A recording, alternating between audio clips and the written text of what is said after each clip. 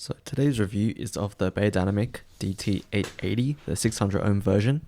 Now this is a headphone that is quite retro, but at the same time I think is still quite relevant to today's market. It has been around for a very long time, has been many revisions, but it has stuck around, much like the Sennheiser HD 600 or 650, so that should say something about what this headphone brings to the table. Starting off with the build, I was pleasantly surprised compared to most of the competition, something like the HD 600.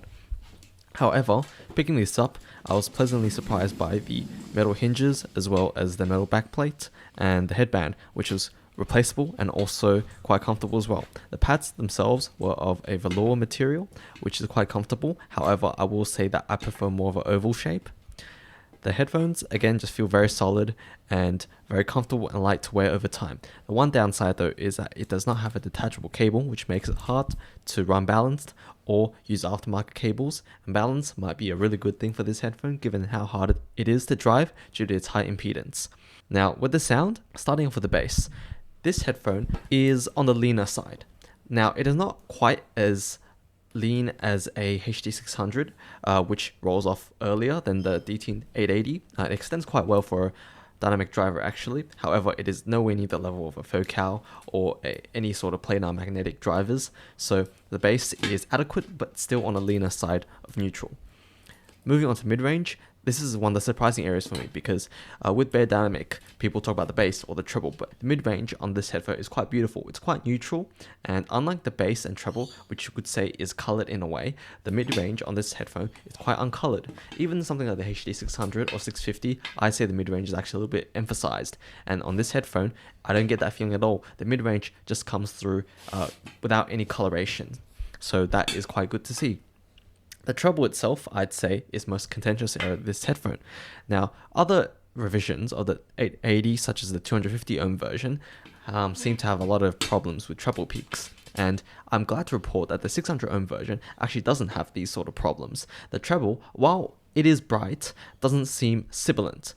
I think that's partly to due to the good treble resolution that this headphone has, as well as the fact that the high impedance seems to play well with reducing the sharpness in the treble compared to the lower impedance versions.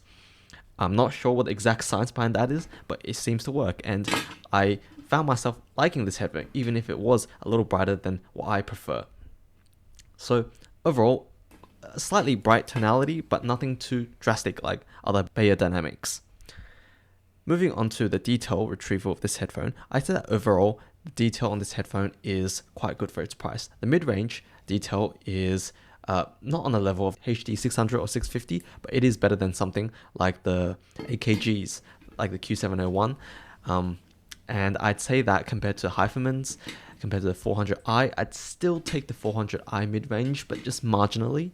For treble, I think that this actually out-resolves the HE400i as well as the HD600. The treble is surprisingly detailed on this headphone, as well as being a little bit forward. So you do get a very sparkly presentation, which is quite nice to hear. And finally, for the bass, I say that the bass is one of the weaker areas. It is better than the HD 600 or 650's bass, but still behind cheap planars like the HE4XX or the 400i. As for soundstage, I'd say that this headphone has quite good soundstage. It is wider than a HD 600, it is wider than a 650, it is wider than a HE400i and 4XX. However, the planars like the 400i or 4XX do sound taller. So while the DT880 has good width, it doesn't have the same height that planars bring to the table. So the soundstage makes it a more immersive listen than some of the more intimate dynamic driver headphones at this price range. Furthermore, imaging is also very good on this headphone. While I say separation is actually around average for its price, it does have really good imaging. I can't pinpoint any sort of weak areas within the scope of the imaging, so I think that's a really good thing for its price. And finally, do I think this headphone's worth it? I think that if you're in the market for a headphone that is a good all-rounder, slightly on the brighter side of neutral, and you want a wide sound for cheap, and you do have a fairly powerful amp, this is, I'd say, one of the top picks in the sub $200 price point.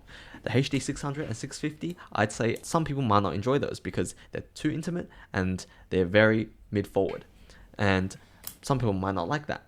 On the other hand, you have the HG400i and 4XX headphones, which I'd say are the biggest competitors to these because they do sound similar, especially the 400i and these, in both having a slightly treble forward presentation. However, I will take the HG400i over this because I do like the bass on that a little bit better, and I do like the planar soundstage height. However, if you're someone who wants a wider sort of sound than a 400i, as well as a more dynamic driver presentation, as well as something that pairs well with tube amps, I'd say that this headphone might be for you.